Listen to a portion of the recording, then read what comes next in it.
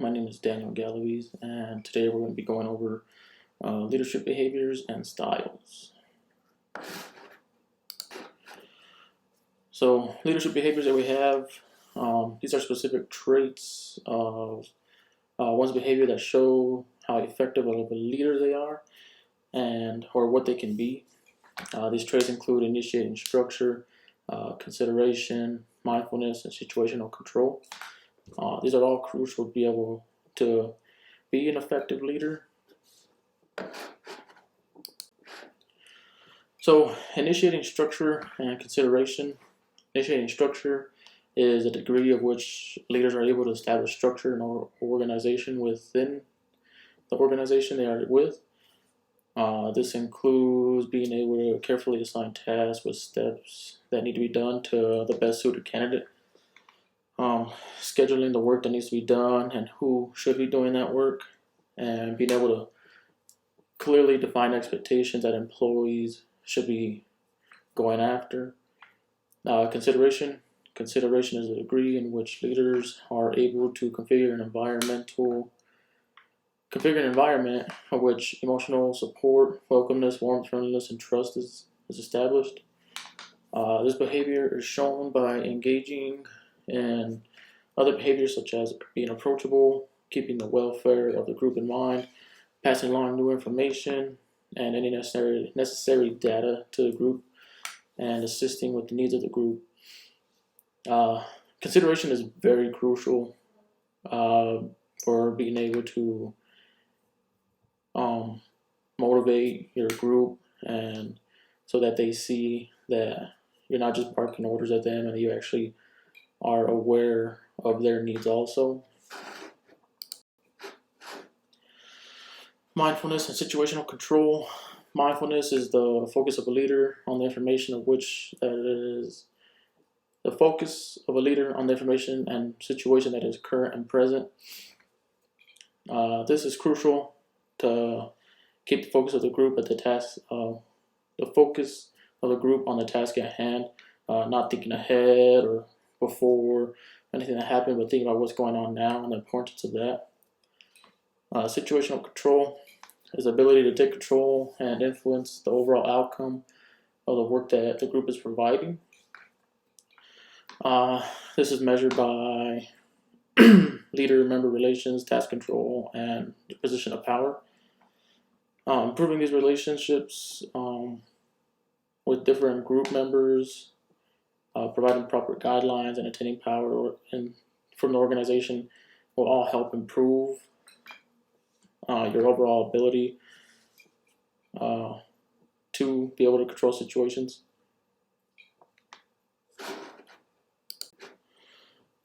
Different leadership styles.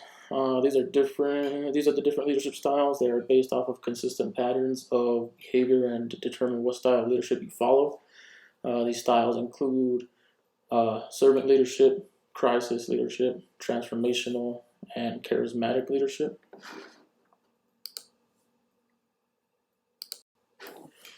See, servant leadership. This is the ideas of servant leadership are based off of assisting others in reaching their goals and not concentrating on goals of the actual leader. This style puts the people in front of everybody else, and the employees. They are the main goal, and the leaders are towards the bottom of that list. This focuses on the employees first. It empowers employees and allows leaders at the bottom to help develop these employees. This type of leadership gives employees a sense of purpose, and performance increases exponentially. Also,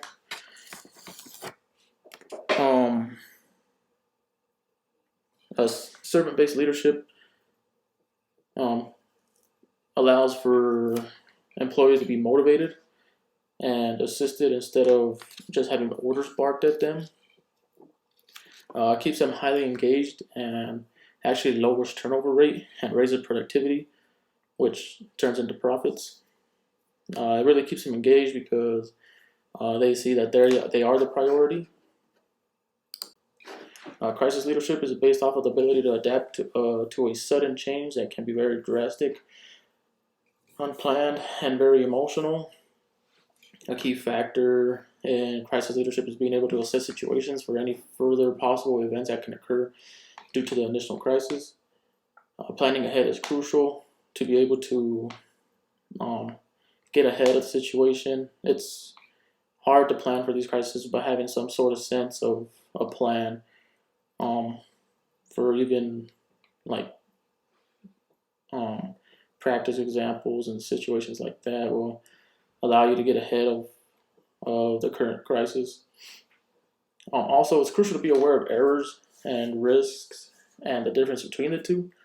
Errors are human caused, which can be avoided by leadership that's aware of the situation, but only if these employees tell leaders about the situation and the error. Risk is something that is bound to happen at some point or another. Each should be reported to leaders so they can assess the problems. Key characteristics include directive, leadership, self-confidence, trustworthiness, emotional intelligence, sense-making, compassion, and dividing major problems into smaller, attainable goals. Transformational leadership is based off of the ideals that help an organization and people make changes. And people make changes to the way they do things in a positive manner. Key aspects of this style of leadership depend on the ability to encourage, motivate others with the overall goal of the organization at hand. Major qualities of a transformational leader include being a visionary, team-centric, engaging, inspiring, inclusive, emotional intelligent, and collaborative. For transformational leadership, the vision is the overall organizational goals is the key focus. This motivates others to look at the bigger picture and work together to be able to reach these goals of the organization.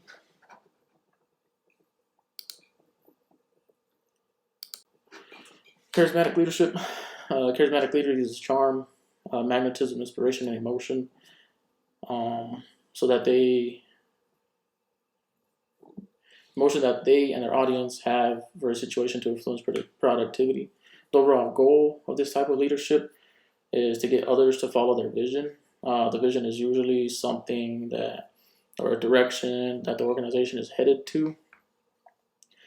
But input from employees and others around them is really used, so the vision comes off as more attainable, and also it feels more inclusive to the employees because it's built off of their ideas. These leaders form a deep emotional connection to their followers and are very skilled in communication and persuasiveness. So the vision that these leaders focus on is it's more than just the organization's goals. It's more above that and can actually have more outcomes than just the overall reaching point for what the organization wants. The personality and actions for these leaders is crucial. If you don't have the proper personality traits and your actions don't back those personality traits, you're not going to be very effective charismatic leader. And that's it. These are the references I used, each pertaining to one of the leadership styles, and then the book for this course. Thank you.